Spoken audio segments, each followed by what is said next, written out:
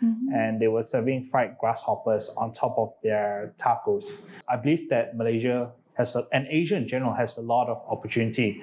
So a lot of ideas may seem silly at the start, but with the right motivation and team, you'll eventually get somewhere. Action!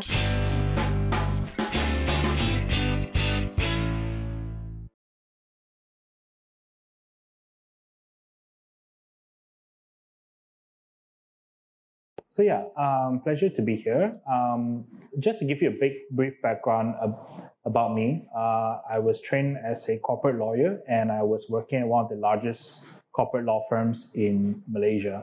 So I decided to take a brief break from my corporate legal profession and went traveling for a couple of months in North and South America. And that's where I kind of came across a couple of interesting ideas and saw some interesting things which kind of deviated me from the legal track in 2018. So my original plan was just to take a short break and then go back into legal profession. But my trip obviously had deviated me from the traditional legal route.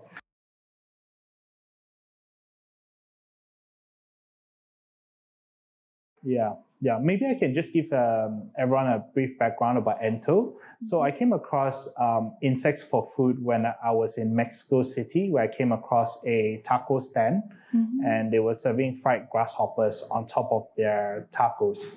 So when I tried it, it tasted like prawns, and I thought there was really good potential. So I Googled, and it turns out that this was a very new form of protein, and that it was like a growing industry, and people needed more healthier and more sustainable foods in the market. So that was what inspired me to start Anto. So right now, Anto, we're based in Malaysia, and we are in the business of cricket farming and processing it into food ingredients for human consumption.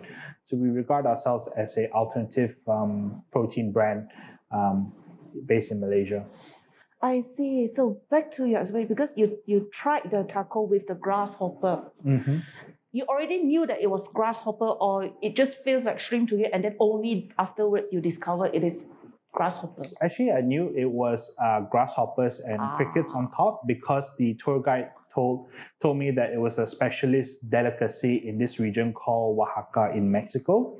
And they said that everyone should definitely try.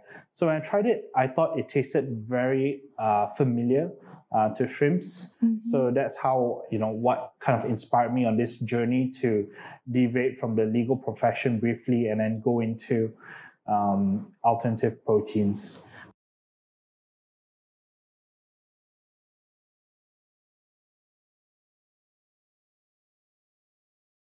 Yeah, sure. I mean, on the outset, producing insect-based protein for human consumption is extremely bizarre in many parts of the world. But from our research, is that actually insect consumption has been a traditional norm in different regions, such as Africa, South America, parts of Asia, such as Thailand. And even in East Malaysia, we have those sago worms. That is a delicacy in local cuisine. So actually, insect consumption is not very popular, but we do believe that we can popularize it if we were to process it into powder form and transform it into other products. Because the United Nations Food and Agriculture Organization published a report in 2013 highlighting the benefits of potentially consuming insects for human consumption that's extremely high in protein, and at the same time, it requires very little resources to produce a large amount of protein. So it's much more efficient than our current food supply system.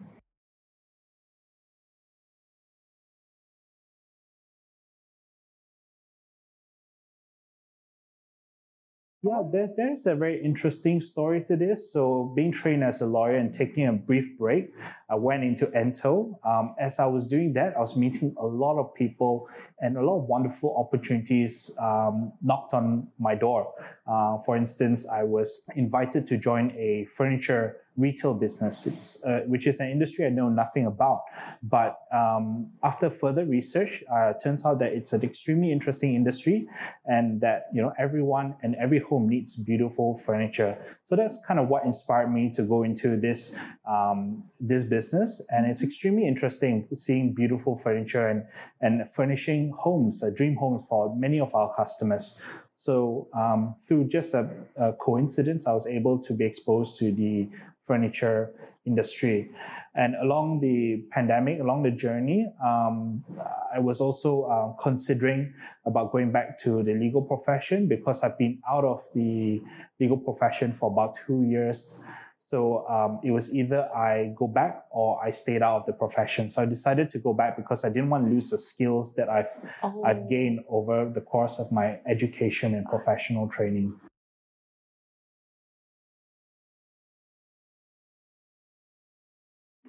There's no secret recipe. It's just a matter of putting different hats on and thinking, because every day especially when you're running a few ventures, every venture requires a very different type of solution. For instance, Anto, one of the biggest challenges is market acceptance. How do we educate customers in a cheap and efficient manner? Mm-hmm. Or secondly, furniture. A lot of places sell the same kind of furniture, and it becomes very common. How do you differentiate our service compared to other retailers? That's another challenge that we face. Or likewise in the legal profession, perhaps it's not the educating or the competition, but how do we work on files or help assist clients in a creative and technical way? So we have to really dig deep. So every venture would have its own challenges, and it's a matter of putting different hats on to tackle those challenges and being equipped with the appropriate skill set and experience. I see, and I think it is really your character, your personality, that you really enjoy doing all these things. I find it a challenge because I don't like to do the same thing day in and day out. Wow. And doing the same thing day in day out would bore me, and especially at my age, I am in kind of the learning and growth phase where I'm extremely passionate and excited to pick up new skills, learn new things, and gain new experiences each and every single day. So I really enjoy the kind of steep learning curve process at this stage of my career.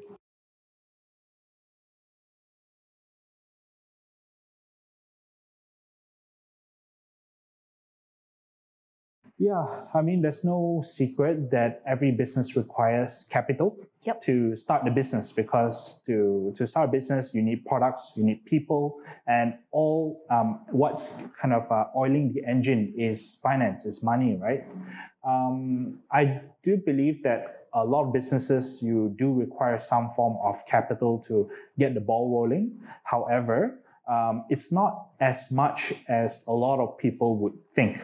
Because I think part of being an entrepreneur is being smart with money and how you kind of gather the initial funds. For example, to start any food business, you don't need much money. As long as you have a kitchen at home and some money to purchase the ingredients, you can sort of start by serving your friends, your family, and start rolling the business in that way. That would probably cost you a few $100 to buy the ingredients, and you can start your business like that before even thinking about opening a restaurant that is fully fitted with table, chairs, and a professional kitchen, right? So there are creative ways to run a business with creative sort of financing and starting out a business. Of course, some business like construction or property development requires a lot more capital up front. But there are ways to finance things, not just getting money from the banks. But nowadays, there are a lot of what we call angel investors and venture capital firms. They're always looking for brilliant ideas and brilliant people to invest in to grow the capital. So capital is important, but I would say it's a lot more kind of achievable than if you know where to look for it. I think experience doesn't come overnight. It requires a lot of hard work and dedication, and especially passion to learn, and not being afraid to kind of fail along the journey. Because I've made a lot of mistakes, and most of my experience comes from mistakes in the past. For example, I should have done this a bit better, and in hindsight, it's very easy to kind of provide the post-mortem on what went right and what went wrong. But at that time, when you are working with your team or like unsure about what the results would be, there's no right or wrong answers, and that's where a lot of mistakes happen when the answer is not so clear and the road is not so clear ahead. I think experience is very important. I think over time, it would come. Even you don't have to be an entrepreneur or be self-employed or be a boss to gain experience, right? Being an employee at any company, you are still gaining experience. And the beauty of that is that you are learning with other people's money. For example, if you make a mistake at work, you're not the one personally paying for it, right? I mean, unless it's such a serious mistake, you may lose your job. That's as bad as it could get in most situations. So I think being employed, you can also gain a lot of experience. So I would urge everyone to kind of treat what they're doing, no matter whether you're in an administrative job, in a job that requires a lot of craft, or in a professional line or creative line. There's a lot of experience to be gained and learned in your position. So I urge everyone to have that open mindset. You don't have to be an entrepreneur boss to gain experience.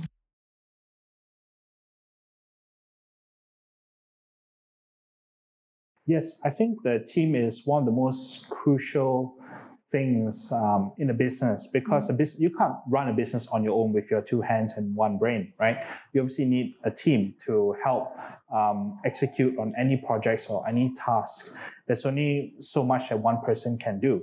And to gather that initial team, that kind of a high quality team and who share the same objectives and vision, is extremely challenging, because especially when you're just starting out, especially when you're just on your own, not a lot of people would kind of see the vision that you see. It's very easy to attract great talents if you have a very fancy office with a lot of capital, with a very well-known brand. For example, a small startup which no one has heard of versus Grab. Both companies may pay the same, but which company would the person rather choose to work for given that it's the same job, same pay, same role, right? So it's actually very tough to start off with the initial team and launch a product. I think getting things moving is one of the most difficult parts of the business. It requires a sort of skill set to really bring the right people and motivate the right people, because it's a small company. You typically tend to have a small team, and every hire really counts for your business. It's not like working at a big company where that there are many people for the same functions. In a small company, you rely on each and every one of your team members a lot more than a larger size company.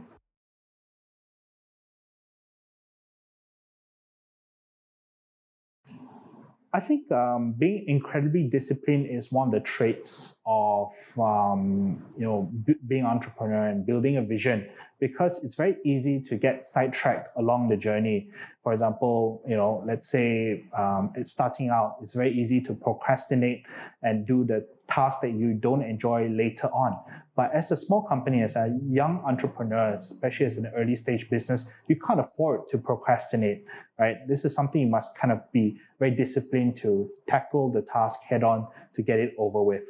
Secondly, for some young entrepreneurs who find early success and make some money, they'll be very tempted to kind of splurge out, buying that new car, buying that new dream condo, going on that dream holiday, eating the dream food. So it's being extremely disciplined is very, very important at any stage, because there are always kind of temptations, especially the more success that comes, the more likely, the less motivation one person might have. So I think discipline is extremely important trait in the entrepreneur journey early on. So for me, I try my best to have a work-life balance. For example, although I run 3 businesses, I have great teams to help out with the day-to-day operations of the business. Not everything requires my immediate attention. For example, answering the phone or answering emails is something that I delegate to the appropriate team member to do, because you can't run a business on your own. As a leader and a decision maker of a business, my job is to make great decisions, not to be there 24/7, answer the phone, assemble the furniture, farm the crickets. So having a great team and delegating to the right people is extremely crucial in an early stage business. So what I can say is it's about discipline and delegation. Yes. So correct. ultimately it's about these two. Wow.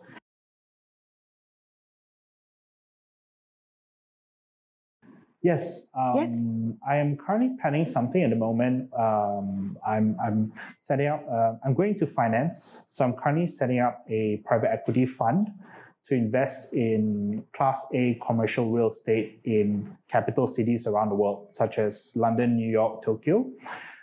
So next week I'll be flying down to London for some meetings. Wow. Next month I'll be in Africa to meet some potential institutional investors. So I'm currently setting up a private equity fund, and fund management is something I've always been interested in. And an industry like finance, I think, has a lot of opportunities to provide investment opportunities for Malaysians or Southeast Asians to invest in prime commercial real estate overseas. Wow, that's it's another field. That's a completely new field. Yes. It's another industry, another whole new world. Okay. Yeah, it is a completely new industry, but it's not far off because my family background is in commercial real estate. So I think that it's always been a field I've been exposed to, but now I'm really kind of considering how to participate in that industry in a role that suits my skills and my experience. So you'll be expecting to fly all over the place? Hopefully, yeah. So currently I'm in the process of the fund formation. So I'm looking for potential investors who want to park some of their investable capital into commercial real estate. So the idea is to invest in these really high-grade properties like Zone 1, central commercial real estate, such as retail units, hotels, shop lots, grade A offices. Wow. So I think there's a huge demand. And it's very unfortunate that a lot of Malaysians, especially, and Southeast Asians are unable to participate in those kind of investments because largely they've been only open to large institutional investors to buy those assets. So trying to build a bridge of capital from Asia to Western world-class global capital cities. There's a lot of things to do. No one is going to handhold you throughout the entire entrepreneur journey. It's definitely not an easy journey. In a way, it's a lot easier sometimes to be employed and get a comfortable salary month to month, no matter how the business is doing. There is some comfort in that. But to be an entrepreneur, you have to be ready to accept some risks, make some sacrifices, and it's just a very tough journey. But my advice is that if you're interested in this field and it appeals to you, the best thing to do is just get started. Put one foot forward. You may not, consider starting, but thinking about it is the first step to starting a business. Perhaps you and your friends may have a great idea. It's just good to kind of maintain that kind of energy and motivation and build on that. And eventually, you can find a way to put that plan into action. So I think it's not losing that spirit at the same time, just putting one foot ahead of the other. Doesn't matter how long the journey is, as long as you keep moving forward towards that idea, it is possible to kind of go into this profession. So as long as you just get something started, it doesn't matter what it is. Yeah, even discussing with your friends about an idea. That's how a lot of brilliant ideas in Malaysia started. So you know what I noticed is that sometimes most of the time is that we are stopped from taking action because we think that the idea is silly, or it's not workable, it's not feasible, it's not doable. So we stop there. So how do you advise from here? The truth is, the majority of ideas don't work. But I think there are ways that at least you get talking about an idea. You can talk about a particular idea and you discuss it amongst friends. And maybe after a few sessions, you may find that the idea is not workable once you kind of delve a bit deeper and done your research. So yeah, I think not every idea is workable, but at least discussing it is a really good way to start and kind of filter out all those ideas. And just having the energy and motivation to even discuss and dream bigger. It is a wonderful kind of a blessing in a way that that people can gather together and discuss ideas. And having that healthy kind of discussion, the goods, the pros and the cons are extremely important. And to be honest, some ideas may not sound great, but when you apply in practice, they can be wonderful and terrific businesses. For example, some of the ideas in the past out there, for example, 20, 30 years ago, when Jeff Bezos founded Amazon, selling books online was an incredibly silly idea for someone who has got a very comfortable paycheck and lifestyle on Wall Street. He left that and went to found a books, moved back to his parents' house and started his business from a garage selling books online. And look where Amazon is today, in selling everything online and also going to cloud computing and various other ventures. So a lot of ideas may seem silly at the start, but with the right motivation and team, you'll eventually get somewhere.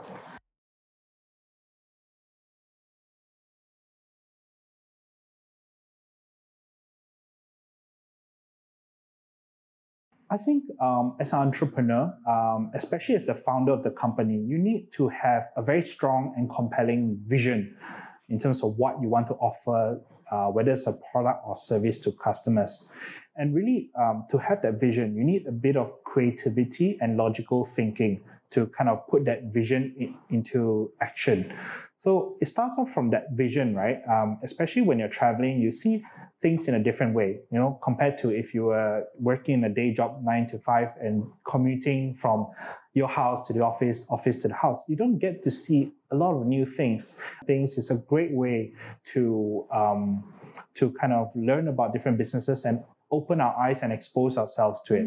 For example, one of the famous entrepreneurs in Malaysia, Brian Lu, the founder of Tea Life, his inspiration for the bubble milk tea wasn't from Malaysia. It was actually a Taiwanese brand, right? Traveling in Taiwan. And look at where that kind of spiraled to, from bubble tea to importing various products and services that the day-to-day Malaysians enjoy today, whether it's Jindako, frozen yogurt, and whatnot, right? So I think traveling is a very good way to expose ourselves out in the market and come back with new ideas of how we can improve our community and offer new products and services to our customers.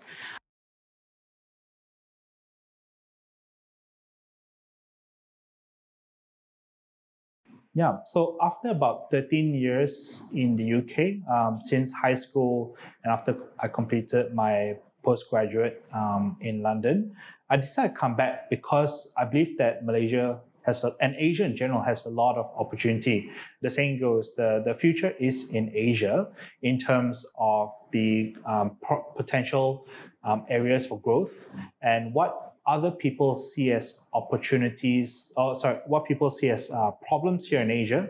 A lot of entrepreneurs can see that as opportunities. For example, the taxi system here sucks in Malaysia. Then one budding entrepreneur decided to found a company that basically hails taxis for you via an app. And that, long story short, became Grab. What Grab is today. So what people see as problems, you can turn that question around and turn them into great opportunities to develop, right? I mean, for example, in London, when I was studying in London, Uber was already in London. So, if I were to kind of, that wasn't really a problem. So I can't exactly start an Uber or Grab in London, right? So I think that there are a lot of opportunities here in Asia, especially the population growth, the growing middle class, and definitely in certain regions such as Indonesia, there's a lot of people that still do not have bank accounts. That's a huge opportunity in the kind of fintech world, right? Imagine if you do not have a bank account, how can you get into the jobs that pay you a bit higher, right? You don't want to be working odd jobs and getting paid day by day. So there are a lot of vast opportunities here that perhaps some people may not see. I certainly have friends who decided to stay in London or the UK in general in pursuit of professional opportunities. And there's no doubt that the lifestyle, the workload, the remuneration is attractive in those established markets. However, I do believe that there's other trade-off. For example, you may be a professional lawyer working in London, but you'd be the only person in London. All your family's back in Malaysia. So you're only restricted to come back to Malaysia once a year or once every 2 years. And that's a personal trade-off that you have to make in pursuit of that. So for me, it was a very personal decision, even though I have a permanent residence in the UK and I can go back anytime. I made a very conscious decision to move back to Malaysia to be closer to my family and also to find ways how I can improve or build upon our products and services here in Malaysia. And I feel like it's a very strong, it's a motivating factor for me to tackle some of our issues and turn them into solutions and hopefully solve the market or the community's problems.